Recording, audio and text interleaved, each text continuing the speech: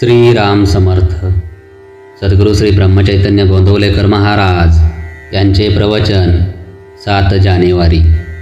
नामाचे प्रेम येण्यासाठी खरी कळकळ पाहिजे. नामाचे प्रेम का येत नाही हा प्रश्न बहुतेक जण विचारतात.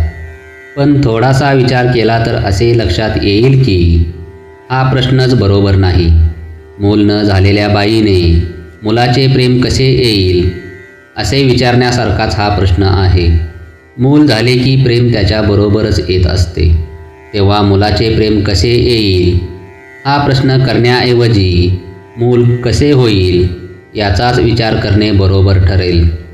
आपण सुद्धा प्रश्न करायचाच असेल तर नामाचे प्रेम कसे येईल असा करण्याऐवजी मुखी नाम कसे येईल असा प्रश्न करणे बरोबर होईल. मुखी नाम यायला वास्तविक आडकाठी कोणाची आहे? दुसऱ्या कोणाचीही नसून आपली स्वतःचीच आहे. वास्तविक एकदा नाम घ्यायचे ठरवून सुरुवात केली की झाले. पण तसे होत नसेल तर दोष दुसऱ्या कोणाचा नसून आपला स्वतःचाच आहे. म्हणून नाम घेणे हे आपले काम आहे. मग त्याच्या पाठोपाठ येणे हा प्रेमाचा धर्मच आहे. जसे आईच्या बाबतीत मूल आणि प्रेमाचा पाना ही निराळी असूच शकत नाही, तसे नाम आणि त्याचे प्रेम ही एकमेकांना सोडून राहूच शकत नाहीत. ह्यावरून एक गोष्ट अशी ठरली की प्रेम का येत नाही याचे उत्तर आमच्याजवळ आहे, आणि ते म्हणजे नाम घेत नाही म्हणून. यावर कोणी असे म्हणेल की आम्ही नाम घेतोच आहोत तरीही प्रेम का येत नाही. हे विचारणे ठीक, पण आता आम्ही जे नाम घेतो म्हणून म्हणतो त्याचा विचार केला तर काय दिसेल? पोटी जन्माला आलेल्या मुलाबद्दल जसा कळवळा असतो तसा नामाबद्दल आपल्या ठिकाणी कळवळा नसतो. सर्व संतांनी किंवा आपल्या गुरुने नाम घ्यावे असे सांगितल्यामुळे आपण ते घेतो, किंवा दुसरे काही करायला नाही म्हणून घेतो, इतकेच. अर्थात तसे घेतले तरी आज ना उद्या आपले काम होईलच.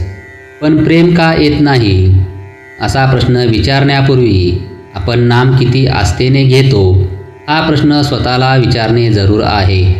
एखाद्या बाईला फार दिवसांनी मूल झाले तर त्याच्या बाबतीत तिची जी स्थिती होते ती नामाच्या बाबतीत आपली होणे जरूर आहे. आपल्या देहाची वाढ जशी आपल्याला न कळत होते तशी आपली पारमार्थिक उन्नतीही आपल्याला न कळत झाली पाहिजे. ती कळली तर सर्व फुकट जाण्याचा संभव असतो. परमार्थात मिळवण्यापेक्षा मिळवलेले टिकवणे हे जास्त कठीण आहे. ज्याला मी काहीतरी झालो असे वाटते तो काहीच झालेला नसतो. अशा माणसाने फारच सांभाळले पाहिजे. जय जय रघुवीर समर्थ. आजचे बोधवाक्य.